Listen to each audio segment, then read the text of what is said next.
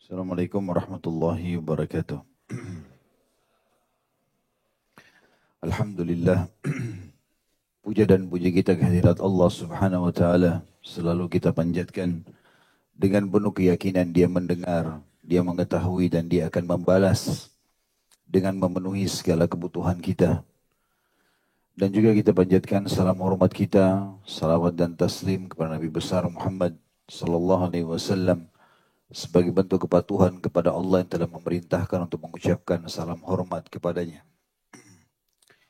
Melanjutkan bahasan kita Minhajul Muslim dan kita masuk ke pasal ketiga malam ini dalam masalah akhlak, yaitu pembahasan tentang akhlak bertawakal kepada Allah dan bersandar diri atau bersandar pada diri sendiri. Berbicara masalah tawakal tentunya, saya sudah pernah jelaskan ikhwan dan akhwat sekalian perbedaan dasar antara tawakal dengan tawakul. Tawakal artinya menyerahkan hasil usaha setelah berusaha. Sementara tawakul menyerahkan hasil usaha atau menyerahkan sesuatu tanpa ada usaha, tanpa ada ikhtiar. Yang pertama, tawakal ini sangat diperintahkan dan ini bagian daripada agama kita. Yang penting kita sudah mencoba, sudah berusaha, selebihnya tawakal. Dan Allah mengatakan, "Wa may yatawakkal 'alallahi fahuwa hasbuh." Siapa yang bertawakal kepada Allah, Allah akan jadi pencukup baginya.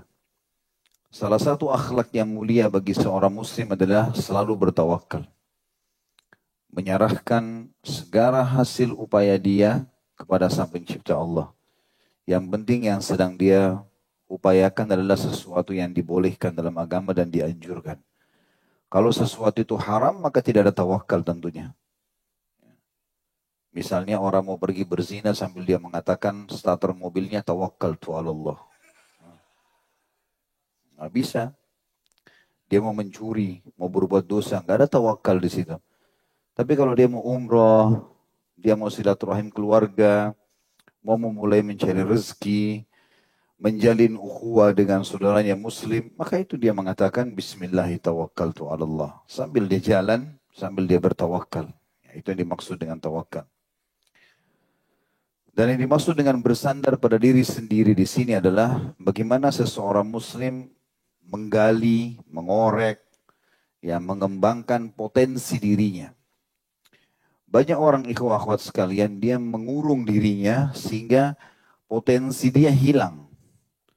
Padahal potensi dalam diri kita ini semuanya sama. Kita punya skill yang sama sebenarnya. Buktinya mata kita dua sama, telinga kita dua, tangan kita dua, kaki kita dua. Kecuali orang yang lahir cacat. Tapi umumnya orang punya potensi yang sama. Sama dia bisa gerakkan jarinya. Apa yang saudara kita bisa lakukan dengan jari-jarinya, dengan tangannya, kita bisa lakukan hal yang sama. Kalau kita belum menguasainya, kita bisa belajar. Mata kita juga bisa melihat apa yang dilihat, telinga kita bisa mendengar apa yang didengar, kaki kita bisa melangkah di tempat yang dia melangkah. Kita bisa. Waktu dia 24 jam, kita juga 24 jam. Enggak ada orang punya 25 jam. Sama semua. Sama melalui pagi, sama melalui siang, sama melalui sore, sama melalui malam. Sama semua. Dan dalam Islam kita dianjurkan untuk percaya diri dan tidak boleh kita menghinakan diri kita. Walaupun dasarnya mungkin kita memiliki rupa fisik yang kurang, tapi tidak boleh kita menghina. Karena ini adalah ciptaan Allah. Allah Subhanahu wa taala menciptakan seorang mukmin selalu percaya diri. Kalau dia ciptaannya Allah dan ini yang terbaik yang telah Allah ciptakan. Bukan untuk sombong. Beda, sombong itu menolak kebenaran kata Nabi SAW dan menghina orang lain. Nah, kita percaya diri dalam arti kata, jangan merasa terkucil, merasa terhina, merasa orang itu lebih gagah, orang itu lebih cantik, orang itu lebih kaya. Enggak, kita bisa gali potensi itu. Ada. Dan bergantung pada potensi diri ini bagian daripada ibadah. Makanya Nabi SAW memuji Nabi Daud alaihissalam. Mengatakan, sebaik-baik, sesungguhnya Nabi Daud, Nabi Allah Daud, selalu memakan dari hasil tangannya, dan sebaik-baik hasil adalah hasil dari tangan sendiri. Bergerak, berusaha. Dalam Islam kita tidak boleh mengemis, tidak boleh menghina. Kata Nabi SAW, siapa yang membuka pintu mengemis, dia menghinakan dirinya, maka Allah akan bukakan baginya pintu kemiskinan. Dan siapa yang membuka pintu kemuliaan, dia mau ambil hasil tapi dari hasil kerjanya. Bayar saya tapi saya kasih. Apa sesuatu yang saya bisa kerjakan. Itu mulia. Kecuali Allah akan bukakan pintu kekayaan. Jadi kita tidak boleh ya, semuanya digantungkan pada orang lain. Kalau kita minta tolong bisa, bukan tidak boleh. Tetapi usahakan kita bergerak sendiri. Nabi Alaihissalam kalau lagi di rumah, dilayani oleh istrinya. Tapi tidak jarang beliau juga bergerak. Gitu kan? Kecuali dalam satu keadaan, kata para ulama, bila posisi kita ya, bisa memberikan pahala yang lebih kepada seorang muslim. Misal, kita sebagai orang tua, ada anak-anak kita. Saya misalnya pada saat berhubungan dengan ayah saya bisa melakukan banyak hal. Tapi kalau sedang dengan saya, dia tahu, beliau sangat tahu kalau saya suka berkhidmah. Apa yang saya bisa lakukan? Maka beliau biarkan. Karena tahu, anak saya sedang cari pahala. Berbeda. Seorang suami mungkin dia bisa bergerak. Tapi karena dia ingin istrinya mendapatkan pahala ekstra, maka dia minta tolong. Karena dia di posisi memang bisa memberikan itu pada orang lain. Tapi ini tidak terjadi kalau orang semuanya pada orang lain. Jadi bergantung pada orang lain dan bukan bergantung pada diri, seperti orang banyak mengemis lah. Ya. Cuma mau hidup, mau makan, tunggu orang lain kasih. Ya. Kalau nggak ada yang kasih, dia mengemis sana sini. Ini tidak boleh. Ya, seperti itulah. Itu kurang lebih gambaran dari judulnya. Syekh Abu Bakar rahimahullah mengatakan pasal ketiga pembahasan tentang akhlak bertawakal kepada Allah dan bersandar pada diri sendiri. Seorang muslim tidak hanya menganggap tawakal kepada Allah subhanahu wa ta'ala di dalam seluruh amalnya sebagai beban moral saja. Bahkan memandangnya sebagai kewajiban agama. Kita memiliki karakter yang baik. Ya, apa saja itu sifatnya jujur, amanah, tanggung jawab, ya, membantu orang lain, ya, tersenyum, apalah, termasuk tawakal, bersandar pada diri sendiri, semuanya dia harus anggap kewajiban agama, bukan pilihan. Harus dia jadi orang baik. Dan menilainya sebagai akidah Islam, keyakinan dari agama Islam. Yang demikian itu karena Allah subhanahu wa ta'ala telah menyebutkan dalam Al-Quran. Dalam surah Al-Ma'idah ayat 23 tentang masalah tawakal. Jangan lupa. Gak apa-apa, gak usah lihat ke situ. Rahasia saya sama dia. A'udzu billahi minasyaitonir rajim. Wa 'alallahi fatawakkalu in kuntum mu'minin. Dan hanya kepada Allah hendaknya kalian bertawakal jika kalian benar-benar orang yang beriman. Dan sekali lagi tawakal artinya berusaha dulu, baru serahkan hasilnya kepada Allah subhanahu wa ta'ala. Ya. Dan tidak ada batas bagi seorang muslim ya. Tidak ada kata putus asa. Tidak ada kata tidak bisa. Ya. Tidak ada kata menganggap oh orang lain sudah mendahului saya. Enggak. Tetap dia. Allah SWT menyebutkan tentang surga, wa fi dzalika falyatanafasil mutanafisun. Setelah Allah jelaskan surga, tamannya, bidadarinya, pelayannya, segala macam, Allah bilang, dan pada itulah harusnya orang-orang pada bersaing. Jadi suruh bersaing pada hal yang positif. Tidak boleh anggap, oh orang lain itu sudah dahului saya. Para sahabat Nabi Ridwanullah alaihim sudah dahului kita di surga. Sudahlah, berarti mungkin kita sudah tidak bisa dapat. Enggak. Ikuti jejak mereka supaya kita bisa sama bersama mereka. Dalam hadis kata Nabi SAW yang memotivasi untuk bersaing positif ini, kata Nabi SAW, kalau seandainya orang-orang mengetahui apa yang tersembunyi di saf pertama dan azan, kemudian mereka tidak bisa mendapatkannya kecuali bersaing, maka mereka akan bersaing. Tapi bersaing positif. Bukan menghina, bukan menjatuhkan. Artinya gali potensimu. Sebagaimana orang lain dapat, kamu juga harus bisa dapat. Hari ini mereka dapat saf awal, kita enggak. Besok saya harus dapat. Hari ini orang-orang datang Jumat tepat waktu, mereka harus dari awal. Saya telat misalnya. Enggak, Jumat depan saya harus perbaiki. Itu menggali potensi-potensi yang ada bisa. Dan kata para ulama, syaitan sering menekan potensi itu supaya tidak keluar dari seorang muslim. Merasa kecil hati, merasa tidak percaya diri, ini semua tidak boleh ada dalam kamus kita. Kemudian dalam ayat lain juga surah At-Taghabun ayat 13 Allah berfirman, A'udzubillahi minasyaitonirrajim. Wa 'alallahi falyatawakkalul mu'minun. Dan hendaklah orang-orang yang mukmin bertawakal kepada Allah.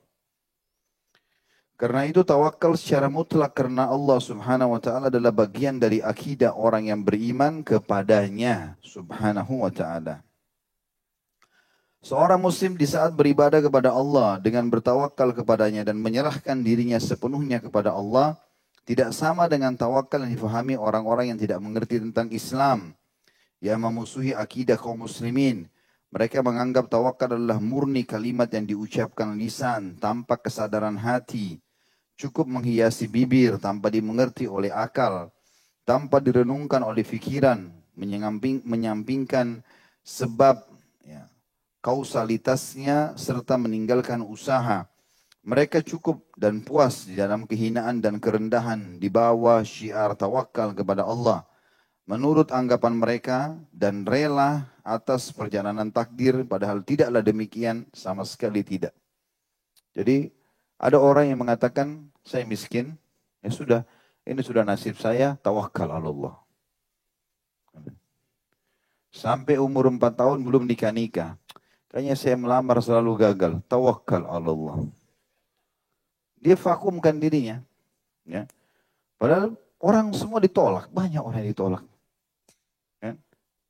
Jangankan saya sama antum teman-teman sekalian, Rasulullah SAW pernah melamar seorang wanita, wanita itu tolak, tidak mau. Walaupun nanti setelah itu menyesal dia dengan keluarganya. Tapi Rasulullah SAW bukan tipologi orang sudah melamar, ditolak, kemudian kembali lagi. Enggak. Ya. Jadi wajar itu terjadi, biasa. Tapi ya orang putus asa.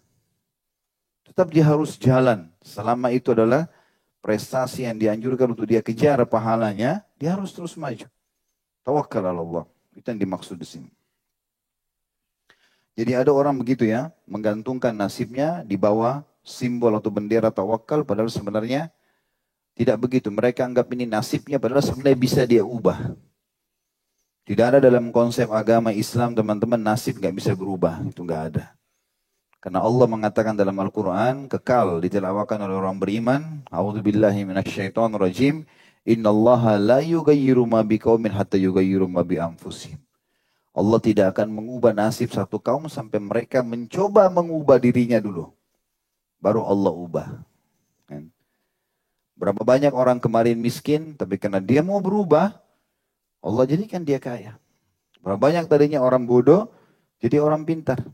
Saya pernah jelaskan Abu Hanifah rahimahullah, itu mulai belajar ilmu agama umur 35 tahun. Awalnya orang awam, gak ngerti apa-apa. Abu Hanifah menceritakan rahimahullah, saya pertama mau belajar agama di umur 35 tahun itu, gara-gara masuk sholat di masjid, sholat saya salah, ada yang tegur. Lalu saya malu, mulai saya belajar agama. Tapi subhanallah jadi imam madhab. Imam madhab itu syaratnya minimal hafal 500.000 hadis. Di umur 35 tahun. Tidak ada kata terlambat. Bisa menjadi ulama terkenal. Gitu kan? Dan siapa yang punya target itu, dia harus menjadi orang yang terbaik, Allah akan capaikan dia di situ. Tapi kalau orang mengatakan, ya sudahlah begini saja, ya, nasib saya, ya sudah, Allah berikan sesuai dengan perkataan dia. Tapi enggak, saya harus maju, saya harus berhasil, saya harus sembuh, saya harus begini, saya harus begitu. Selalu kalimat positif. Ya. Maka itu Allah SWT akan kasih dia dengan izin Allah SWT. Kata beliau, akan tetapi seorang muslim seharusnya memahami tawakal yang menjadi bagian iman dan menjadi bagian akidahnya, bahwa ia adalah bentuk ketaatan kepada Allah yang menghadirkan semua sebab kausalitas yang diperlukan oleh jenis usaha apapun yang ingin dia kerjakan atau usahakan, ataupun yang akan dirintis, sehingga tidak rakus mengincar buah tanpa menanam bibit terlebih dahulu. Juga tidak akan mengharap hasil tanpa mengusahakan sarananya. Hanya saja objek pembahasan proses, ya, pengambilan buah dan hasil usaha hendaklah diserahkan kepada Allah SWT. Sebab dia yang maha kuasa atas hambanya bukan lainnya. Artinya kalau kita mau bertawakal dengan hasil panen, ya kita harus punya bibit pohonnya, baru kita bertawakal kepada Allah SWT. Kalau kebunnya orang baru kita bilang tawakal, kan tidak nyambung. Gak boleh kita menjual apa yang tidak punya, yang dia bukan milik kita. Itu kan ada kisah seorang sahabiat perempuan. Pada saat ada suku Ghatafan menyerang Madinah, kemudian mereka menyerang pinggiran Madinah, ada perkebunan kurma. Ada satu orang muslim sahabat dibunuh oleh mereka, istrinya dibawa lari sama orang-orang Ghatafan. Rupanya di perkebunan itu Nabi SAW lagi menitipkan unta beliau untuk makan, ya. Dan sahabat ini menerima titipan Nabi SAW. Nanti sore pada saat dia pulang dari kebunnya, unta Nabi SAW dipulangkan, sudah kenyang, sudah diurus. Rupanya pada saat itu unta Nabi SAW juga dicuri bersamaan dengan istri pemilik kebun yang dibunuh tadi. Dan beberapa unta muslimin. Nabi SAW dan para sahabat sempat mengejar tapi sudah tidak kekejar lagi. Suku Ghatafan jauh sekali. Mungkin perjalanan dari Bani Ida bisa 3 hari. Rupanya tiba di sana, perempuan tadi sahabiat ini menceritakan kisahnya. Dia bilang, saya tidak tahu harus buat apa. Di malam hari mereka tertidur semuanya. Saya melihat ada unta di sebelah saya dan saya mengenal ini unta Nabi SAW. Maka saya pun naik di atasnya di malam hari. Lalu saya menepuknya dan saya tidak tahu di mana arah Madinah. Dia bilang. Saya nggak tahu sama sekali. Tapi saya sudah mengarahkan keluar dari pintu gerbang suku Ghatafan. Dan seingat saya arah Madinah adalah ala lurusan dari pintu itu. Maka saya pun bertawakal Allah sambil saya menepukkan unta tersebut dan jalanlah. Hari demi hari berjalan, ternyata perempuan ini mengatakan dalam kondisi fisik saya lemah. Karena sudah 3 hari tetap jalan terus gitu kan. Maka dia bilang, saya melihat tiba-tiba di depan muka saya, pintu gerbang Madinah. Sampai di Madinah. Dengan izin Allah gitu. Maka dia bilang, kalau Allah mudahkan saya sampai ke Madinah ini, maka saya akan mengorbankan unta ini.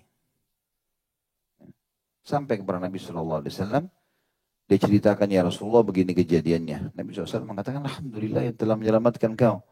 Terus ibu itu mengatakan, tapi ya Rasulullah, saya sudah berazam, bertekad, bernazar, kalau saya selamat, unta ini saya akan sembelih. Kata Nabi SAW, unta ini untaku.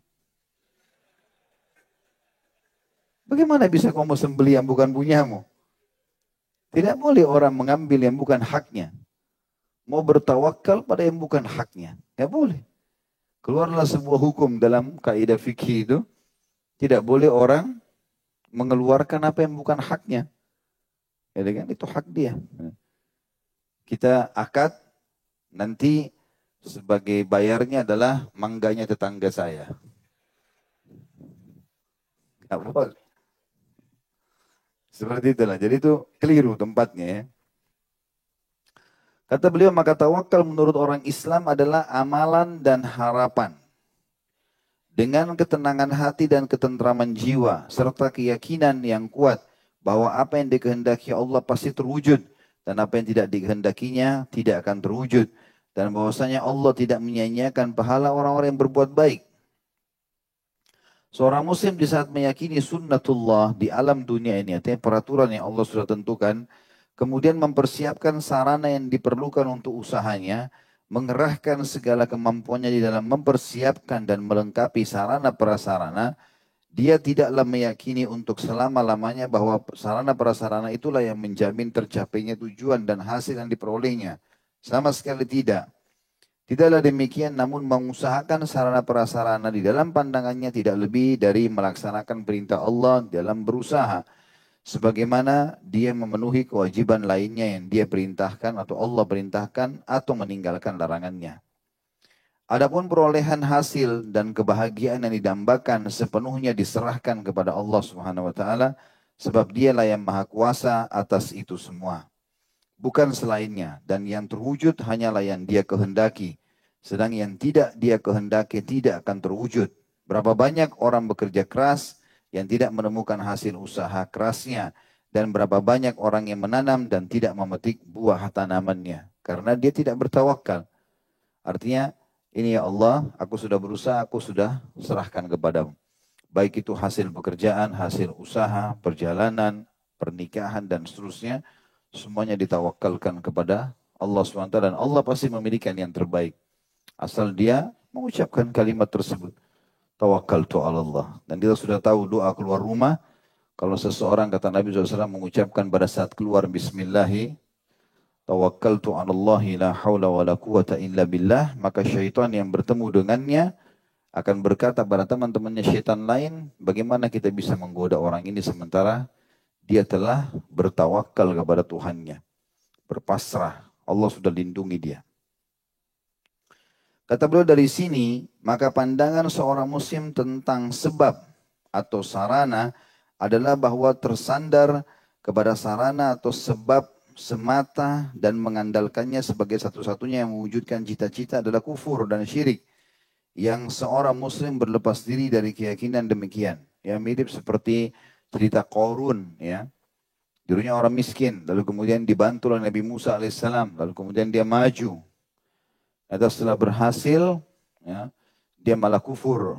Dia malah kufur. Dia termasuk kaumnya Nabi Musa alaihissalam. Maka setelah itu dia menganggap bahwasanya tidak ada hubungannya. Datang orang-orang mengatakan kepada dia, hai Qarun, kau kan dulu orang susah, sekarang sudah kaya, bantulah orang-orang miskin sesama dengan kamu. Diusir, dimarahin, dilarang orang-orang miskin masuk ke istananya. Bahkan dia berusaha membunuh Nabi Musa alaihissalam.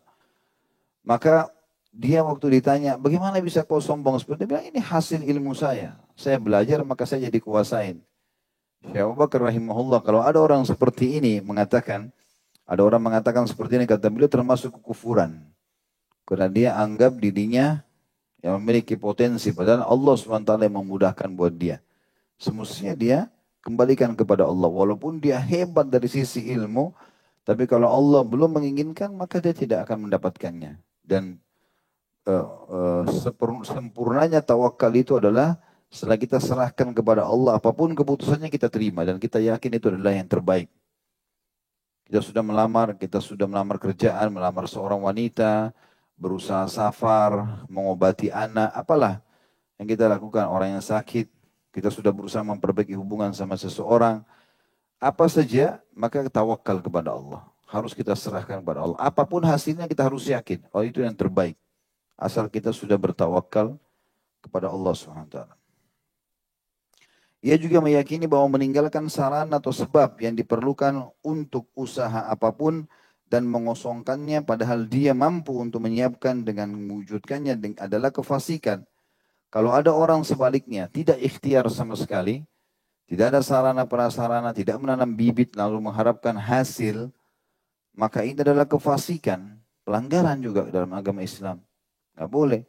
Harus dia berusaha dulu, kemudian dia bertawakal. Jadi satu sisi berusaha harus bertawakal. Kalau dia anggap adalah potensi dia yang besar, bukan tawakalnya kepada Allah, maka ini kekufuran. Tapi kalau dia tidak menanamkan bibit, tapi tawakal kepada Allah, ini kefasikan, pelanggaran agama. Tidak sampai pada kekufuran, tapi bagian dari dosa. Kemaksiatan, kata beliau di sini, ia juga meyakini bahwa meninggalkan sarana atau sebab yang diperlukan untuk usaha apapun dan mengosongkannya padahal dia mampu untuk menyiapkan dengan mewujudkannya adalah kefasikan, kemaksiatan yang diharamkan. Seorang muslim hendaknya memohon ampun kepada Allah agar jangan sampai melakukan itu. Dalam memandang sarana atau sebab-sebab ini, seorang muslim harus bersandar kepada ruh Islamnya dan ajaran-ajaran Nabi-Nya Muhammad SAW, karena Rasulullah SAW dalam berbagai peperangan yang panjang, beliau tidak menerjuni satu pertempuran pun sebelum menyiapkan berbagai persiapan dan menyediakan sarana prasarananya, serta memilih yang terbaik sampai pada tempat pertempuran, begitu pula waktunya. Ya. Nabi SAW dijanjikan Allah akan menembus Mekah, akan menang di Khaybar, akan menang di Tabuk. Tapi Nabi SAW waktu pulang dari Hudaybiyah, pulang ke Madinah, sampaikan kepada para sahabat, Allah sudah menjanjikan kita akan menang di Khaybar, akan dapat ghanimah. Tapi Nabi SAW tidak duduk di Madinah, bentuk pasukan, di pasukan paling depan, yang ahli panah, yang ahli melombak, yang ahli duel, ya. Maka disaksikan oleh Nabi SAW diatur. Sampai di Khaybar pun Nabi SAW pilih tempat yang paling tepat. Sampai jari beliau sempat kena anak panah dan berdarah. Gitu kan. Kemudian memikirkan bagaimana strategi menaklukkan benteng-benteng. Sampai mengepung benteng Khaybar 45 hari. Bukan waktu yang sedikit. Padahal Allah sudah janjikan kemenangan. Jadi ikhtiar terus dilakukan. Sambil bertawakal. Dan akhirnya Allah penuhi keinginan Nabi SAW. Dan kata para ulama hikmahnya adalah agar Nabi SAW dan para sahabat lebih banyak mendapatkan pahala jihad. Karena kalau hari pertama tiba di Khaybar langsung menang, selesai. Pahala jihadnya tidak dapat banyak. Tapi Allah SWT biarkan sampai puluhan hari sehingga mereka betul-betul merasakan nikmatnya jihad itu. Dan memang betul, para sahabat betul-betul menikmati pada saat itu. Ya. Walaupun di depan matanya mereka peperangan. Jadi peperangan biasanya kalau orang baru berhadapan sedikit orang tegang. Tapi kalau sudah dihadapin, sudah berkecamuk sekali, besok hari kita lebih berani dari hari kemarin. Lusa lebih berani lagi. Seminggu lagi udah kita anggap biasa musuh itu. Gitu kan? Apalagi kita sudah tahu, oh ini orang begini, oh ini kemarin menyerangnya begini. Nanti akan seperti itu. Ternyata pahala jihadnya lebih banyak dan lebih banyak keterampilan dalam perang yang didapatkan. Gitu kan? Hilangnya rasa takut terhadap musuh, banyak manfaat yang didapatkan. Telah diceritakan bahwa Nabi SAW atau beliau SAW tidak berkenan melancarkan serangan di saat hari sedang panas. Kecuali setelah udara menurun dingin dan hawa menjadi lembut di sore hari. Setelah betul-betul sempurna garis komando beliau SAW dan pengaturan barisan. Bila semua sarana pendukung perbekalan yang diperlukan untuk memperoleh kemenangan pertempuran telah lengkap, beliau SAW mengangkat kedua tangannya juga masih memohon kepada Allah Subhanahu wa taala. Allahumma munzil al-kitab wa mujri as-sahab wa hazim al-ahzab ihzimhum wansurna alaihim. Ya Allah Rabb yang menurunkan kitab Al-Quran, yang mengarak awan, yang menghancurkan pasukan musuh, hancurkanlah mereka dan tolonglah kami dalam mengalahkan mereka. Sebagaimana disebutkan dalam hadis Bukhari nomor 2933, Imam Muslim 1742. Jadi Nabi SAW sudah pasti menang. Dia utusan Allah. Allah kabulkan doanya. Tapi ikhtiarnya luar biasa. Mengatur strategi perang, mengatur pasukan, pakai baju perang. Ya, masih berdoa kepada Allah SWT. Nah itu semua jenis-jenis tawakal. Ikhtiar-ikhtiar lalu berpasrah kepada Allah SWT. Tapi maksimal dalam mengusahakan usaha dia. Bukan cuma sekali dua kali. Berulang-ulang pun tidak ada masalah. Selama itu bukan haram, ulangilah. Pasti banyak hikmah di situ.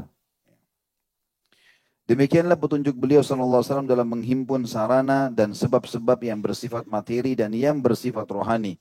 Kemudian menggantungkan keberhasilannya kepada Robnya, kebahagiaan dan kejayaannya. Beliau tampakkan atau tambahkan kepada kehendak Robnya yang maha melindungi. Ini satu contoh. Sedangkan contoh lain adalah sungguh Rasulullah SAW menunggu perintah Rabbnya untuk berhijrah ke Madinah setelah para sahabat berangkat lebih dulu ke sana. Kemudian turunlah izin hijrah dari Allah kepada Nabi Muhammad SAW. Namun bagaimana langkah-langkah yang beliau tempuh dalam melaksanakan hijrahnya? Ini langkah-langkahnya. Yang pertama, menunjuk teman yang terpilih, yang paling terpercaya, yaitu Abu Bakar radhiyallahu anhu untuk menyertainya dalam perjalanan menuju negeri hijrah. Karena Nabi SAW utusan Allah, jalan sendiri pun bisa. Abu Bakar berulang-ulang minta kepada Nabi SAW, ya Rasulullah izinkan saya hijrah. Yang lain sudah hijrah. Nabi SAW mengatakan, sabar Abu Bakar, mudah-mudahan Allah siapkan teman untukmu. Karena seringnya Nabi SAW ulang ini, kata Abu Bakar, semoga saja saya menjadi teman Nabi SAW dalam hijrah. Dan Nabi SAW masih ikhtiar, tunjuk siapa temannya dalam safar. Padahal jelas-jelas hijrah diperintahkan Allah, pahalanya besar, ya. Tapi manusia berikhtiar, coba, ya, yang terbaik supaya dia juga mendapatkan yang terbaik, supaya tawakalnya kepada Allah full karena dia sudah mencoba maksimal. Yang kedua, mempersiapkan perbekalan perjalanan berupa makanan dan minuman Dan Asma binti Abi Bakar radhiyallahu anhuma, anak Abu Bakar radhiyallahu anhu, yang membungkusnya makanan tersebut dengan sabuknya, ya ikat pinggangnya, sehingga dijuluki dengan nitaqain, atau wanita yang memiliki dua ikat pinggang, karena satu ikat pinggang untuk mengikat bajunya, yang satu lagi mengikat makanan untuk Nabi Shallallahu Alaihi Wasallam. Yang ketiga, mempersiapkan kendaraan pilihan untuk beliau Shallallahu Alaihi Wasallam selama perjalanan yang berat dan jauh. Ya, mempersiapkan unta. Abu Bakar mempersiapkan unta penuh dengan unta yang terbaik dan juga penuh dengan bekal-bekal di atasnya. Yang keempat, mendatangkan petunjuk jalan yang ahli seluk-beluk medan perjalanan yang sulit sebagai pemandu dan pembimbing beliau di dalam perjalanan yang sulit itu. Ini adalah salah satu pengembala kambingnya Abu Bakar. Ditunjuk oleh Nabi SAW dan Abu Bakar untuk menjadi pemandu jalan. Sekaligus dia membawa kambing-kambing Abu Bakar untuk menginjak bekas-bekas telapak kaki unta Nabi SAW sehingga orang Quraisy tidak mengetahuinya. Yang kelima, ketika akan keluar rumah yang dikelilingi dan dikepung oleh musuh sehingga sulit untuk bisa lolos, beliau SAW menyuruh sepupu beliau alaihissalam, Ali bin Abi Thalib radhiyallahu anhu, agar tidur di tempat beliau berbaring untuk mengelabui para musuh yang senantiasa menunggu beliau keluar dari rumah untuk mereka tikam. Kemudian beliau keluar dan meninggalkan musuh yang menunggu beliau bangun dari ranjang yang masih terlihat oleh mereka dari celah pintu. Ikhtiar juga. Yang keenam, ketika orang-orang musyrik mengejar dan terus mencari beliau dan sahabat beliau Abu Bakar radhiyallahu anhu yang lari bersama beliau, maka beliau berlindung di gua Thur, masuk ke dalamnya dan bersembunyi dari mata-mata yang memendam benci dan dendam kepada beliau. Karena Nabi SAW bisa saja jalan sambil mengatakan tawakal, tapi beliau tahu musuh ini bisa memantau.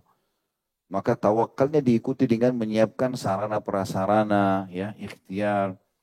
Padahal beliau bisa saja jalan, sudah tawakal Allah, tapi bukan itu. Ya, beliau coba ikhtiar maksimal, atur strategi yang terbaik, baru bertawakal kepada Allah. Yang ketujuh, ketika Abu Bakar radhiyallahu anhu berkata kepada Nabi SAW, andaikan saja salah seorang dari mereka melihat ke bawah kakinya, pastilah mereka akan melihat kita ya Rasulullah. Maka beliau dengan penuh keyakinan mengatakan, ma dhannuka ya Abu Bakrin bithnaini Allahu thalithuhuma. Apa yang kamu sangka ya Abu Bakar terhadap kita berdua, sedangkan Allah adalah yang ketiga, kita sebagai penolong. Tidak mungkin mereka bisa mendapatkan kita. Dari celah-celah peristiwa yang memancarkan sinar hakikat iman sekaligus tawakal ini, dapat disaksikan bahwa Rasulullah SAW sama sekali tidak mengingkari sebab, juga tidak mengandalkan sepenuhnya padanya. Dan sesungguhnya akhir dari seluruh sebab atau sarana bagi seorang mukmin adalah diserahkan sepenuhnya kepada Allah dan menyandarkan segala urusannya kepadanya dengan penuh meyakinkan atau keyakinan dan ketentraman. Sesungguhnya Rasulullah SAW meskipun telah mempersiapkan seluruh sarana dalam rangka mencari keselamatan sampai bersembunyi ke gua gelap yang di dalamnya terdapat banyak kalajengking dan ular, beliau SAW dengan keteguhan imannya dan keyakinan tawakalnya bersabda kepada sahabat beliau ketika dihinggapi rasa takut, la tahzan innallaha ma'ana ma dhannuka ya Aba Bakrin bithnaini Allahu thalithuhuma. Janganlah engkau bersedih, sesungguhnya Allah bersama kita. Apa perkiraanmu wahai Abu Bakar jika kita berdua sedangkan Allah adalah orang ketiganya sebagai penolong. Dan ini semua diriwayatkan Imam Bukhari nomor 3653. Seorang muslim memandang sebab atau sarana itu dengan mengambil pelajaran dari petunjuk Nabi SAW dan pendidikan beliau SAW. Seorang muslim tidak melakukan bid'ah maupun bersikap ekstrim. Dia hanya mengutip dan meneladani beliau SAW. Kemudian tentang bersandar diri kepada diri sendiri. Sampai situ tawakal selesai. Kalau yang pegang buku bisa dikasih garis 2 di situ. Kalau ini adalah bahasan sampai tawakal. Karena ada 2 poin dalam masalah yang dibahas dari judul kita ini. Kemudian tentang tanda kutip bersandar kepada diri sendiri, seorang mukmin tidak memahaminya seperti pemahaman ahli maksiat yang jiwanya tertutup oleh kemaksiatannya, yang menjadikan bersandar pada diri sendiri harus dengan memutuskan hubungan dengan Allah. Ia menganggap dirinya sendiri yang menciptakan segenap usahanya, yang mewujudkan karya dan keuntungannya sendiri tanpa campur tangan Allah. Sungguh maha suci Allah dari anggapan mereka. Ketika orang mukmin yang mengatakan wajibnya bersandar kepada diri sendiri dalam berkarya dan berusaha, maka yang dia maksud adalah bahwa dia tidak membutuhkan pertolongan siapapun selain Allah dan tidak menampakkan rasa butuhnya kepada siapapun selain Sang Pencipta Allah atau pelindung, sehingga tidak memungkinkan dapat dia kerjakan sendiri tanpa bantuan seseorang. Maka dia kerjakan sendiri tanpa menyandarkan kepada orang lain. Tidak ada orang yang bantu, tidak ada orang yang bantu, tetap dia jalan dan yakin kepada Tuhannya. Jika mampu memenuhi kebutuhannya sendiri, maka dia tidak mau meminta bantuan maupun pertolongan orang lain selain kepada Allah. Sebab hal itu termasuk menggantungkan hati kepada selain Allah. Sedangkan orang mukmin tidak suka menggantungkan hati kepada selain Allah dan tidak rela berbuat demikian. Seorang muslim dalam hal ini hanyalah menempuh jalan orang-orang saleh dan meniti perilaku orang-orang jujur. Pernah salah seorang dari mereka cemetinya jatuh terlepas dari tangannya saat menunggangi kuda. Ia langsung turun mengambilnya dan tidak meminta orang lain untuk mengambilkannya. Dan Rasulullah SAW pun pernah membaiat seorang muslim untuk menegakkan sholat, membayar zakat, dan agar tidak meminta kebutuhannya kepada selain Allah. Hadis ini riwayat Muslim nomor 1042. Seorang muslim yang hidup di atas akidah ini, yang berisi tawakal kepada Allah dan bersandar kepada diri sendiri, maka akan memberikan gizi akidahnya ini dan mengembangkannya atau mengembangkan akhlaknya dengan mengeluarkan daya ciptanya dari waktu ke waktu di bawah sinar akidahnya sebagai sumber inspirasi akhlak-akhlaknya. Sebagaimana firman Allah Subhanahu wa taala dalam surah Al-Furqan ayat 58, A'udzu billahi minasyaitonir rajim. Wa tawakkal 'alal hayyil ladzi la yamut, dan bertawakkallah kepada Allah yang hidup kekal yang tidak akan pernah mati. Juga dalam surah Al-Imran 173 disebutkan a'udzu billahi minasyaitonir rajim wa qalu hasbunallahu wa ni'mal wakil, dan mereka menjawab cukuplah Allah menjadi penolong kami dan Allah adalah sebaik-baik pelindung. Surah Al-Imran 173 ini sering diucapkan oleh para sahabat, hasbunallahu wa ni'mal wakil. Ya, ini pernah disebutkan, banyak khilaf di antara ulama tentang kejadiannya. Tapi dikatakan bahwasanya pada saat di perang Uhud, ya, kemudian mereka semuanya terpukul mundur, maka mereka mengucapkan kalimat hasbunallah wa ni'mal wakil. Kemudian ada yang mengatakan ini terjadi, ayat ini turun pada saat terkalahkan muslimin di perang Uhud, kemudian mereka mengejar musuh Quraisy sampai ke Hamrat Asad. Begitu mereka keluar dalam kondisi semuanya luka-luka termasuk Nabi SAW, dan minimal luka sahabat itu 3 sabetan pedang di badannya. Dan kita bisa bayangkan irisan sidat saja sudah sakit karena kita nggak keluar rumah. Bagaimana dengan sabetan pedang? Mereka semuanya keluar dalam kondisi sakit, 630 orang, luka-luka semuanya, keluar mengejar Quraisy. Lalu Quraisy kaget, kirim surat ke Madinah, tanya Abdullah bin Abi Salul atau Ubaidillah bin Abi Salul ini, kepala munafikin, apakah Muhammad keluar membawa pasukan baru? Kata dia, bukan. Malah orang-orang yang sakit yang kemarin kalian kalahkan di Uhud. Lalu tanya, kenapa mereka keluar? Kata Ubaidillah, saya tidak tahu. Ya. Tapi mereka sudah niat mau menyerang kalian. Ternyata ini makin membuat orang-orang Quraisy ketakutan pada saat itu.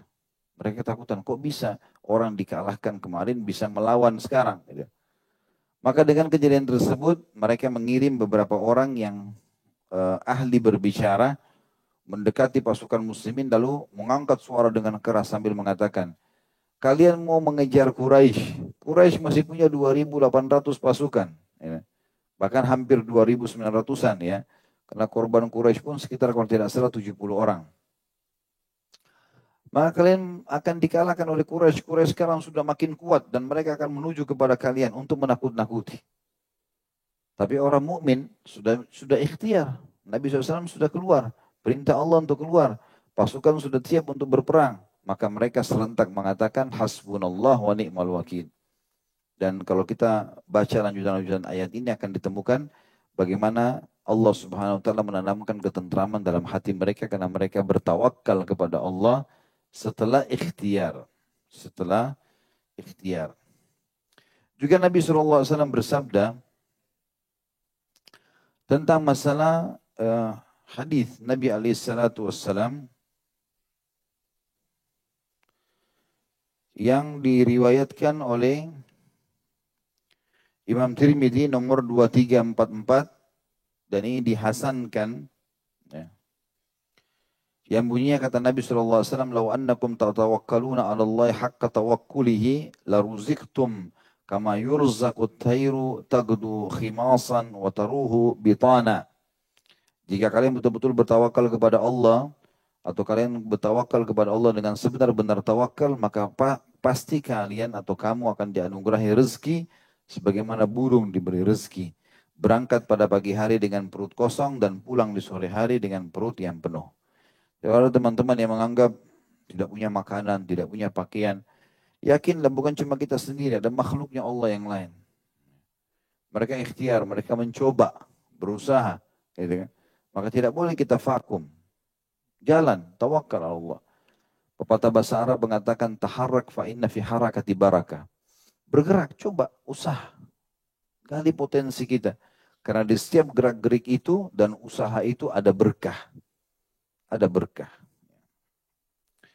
Dan makna daripada kalimat Nabi SAW, kalian akan diberikan rezeki seperti burung.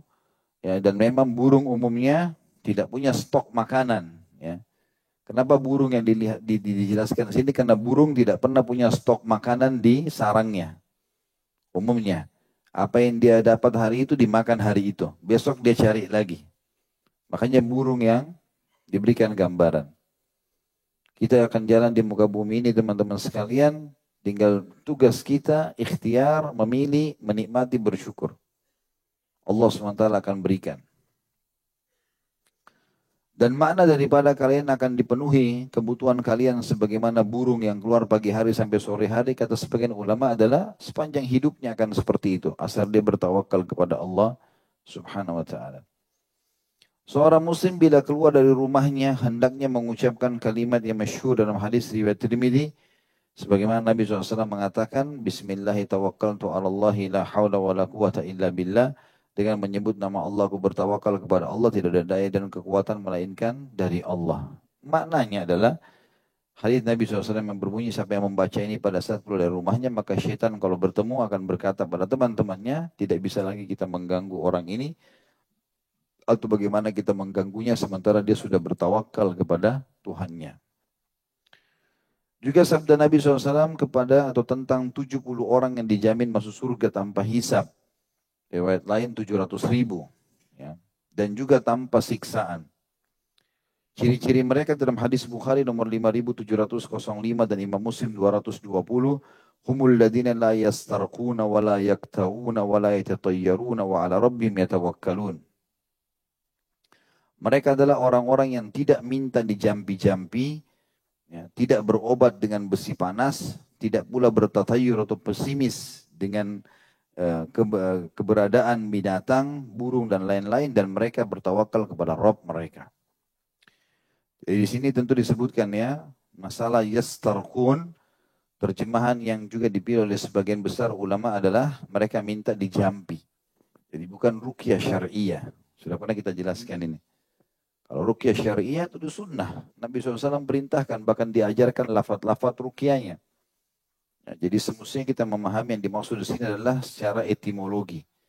Jampi, bacaan yang ditiup, itu yang dilarang. Itu juga dalam bahasa Arab bisa berarti ruqyah. Ya. Kemudian tidak berobat dengan besi panas, kai. Sementara kai adalah pengobatan nabawi sebenarnya. Nabi SAW mengatakan kesembuhan terdapat di 3 hal. Meminum madu, sayapan pisau, ya, atau hijama, ya, bekam, dan kai. Serta aku melarang umatku untuk berkai. Makna melarang di sini adalah jangan pakai dia di awal pengobatan kalian. Kenapa dikatakan seperti itu? Karena ternyata pada saat kasus terjadi Sa'ad ibn Mu'adz radhiyallahu anhu kena anak panah di perang Ahzab dan luka, darah banyak sekali.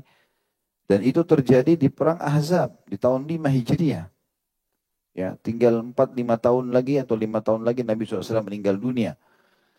Maka Nabi SAW memanaskan besi, pedang, lalu mengkai sendiri lukanya saat. Dalam hadis Bukhari begitu. Jadi Nabi SAW sendiri menggunakan itu. Setelah saat coba diobati tapi tidak bisa sembuh. Tidak bisa sembuh maka dijadikan pengobatan terakhir. Jadi kalau ada orang yang sengaja menjadikan kai sebagai pengobatan pertamanya, sakit sedikit, besi panas ditempelin.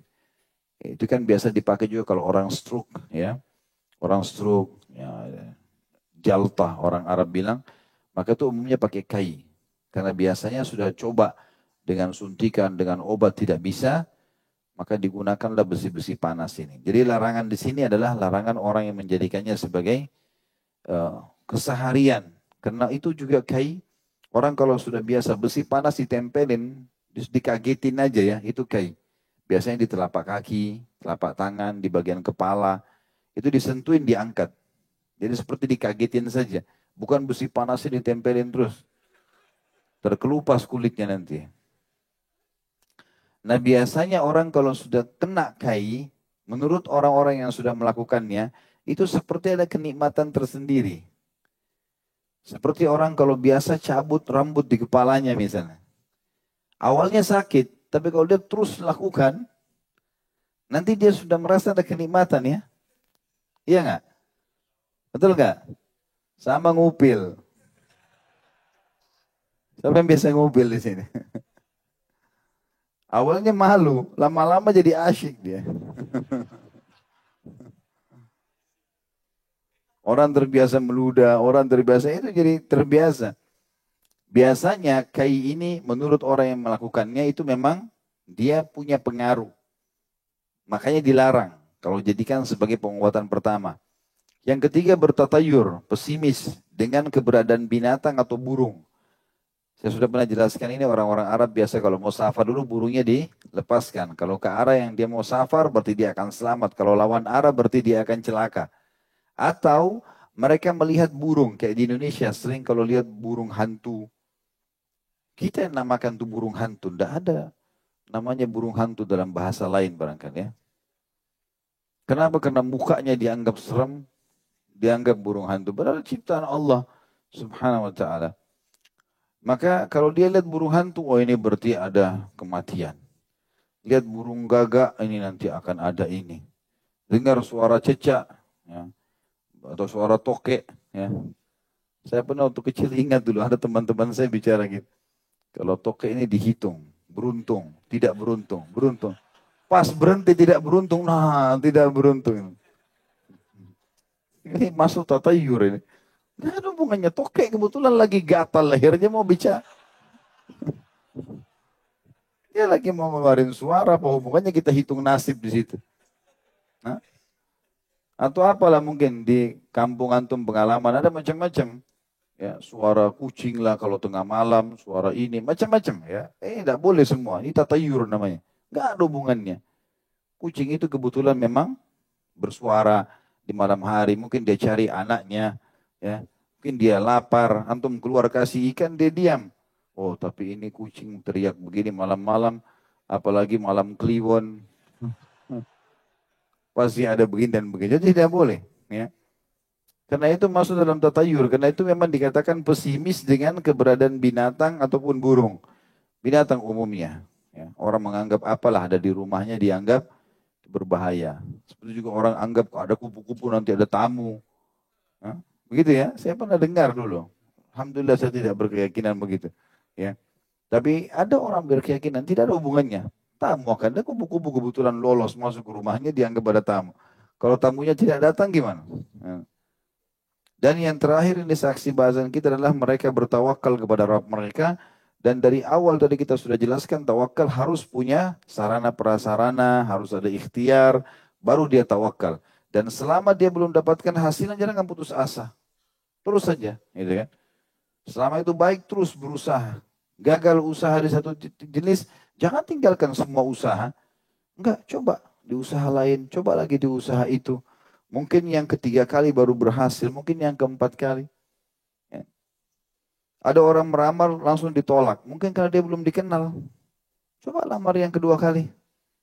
Bawa sesuatu yang meyakinkan, gitu kan.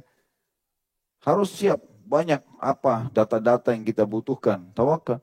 Nabi SAW siapkan pasukannya gitu kan. Jadi antum siapkan siapa keluarganya yang dikenal, diajak ngomong, apalah, kasih hadiah, macam-macam orang lakukan kadang-kadang. Maka selama itu adalah boleh, nggak ada masalah. Ikhtiar semua. Ya. Allah alam, itu bahasan kita insya Allah. Sudah? Baik. Begitu saja insya Allah. Hari ini bagus, sedikit pertanyaan.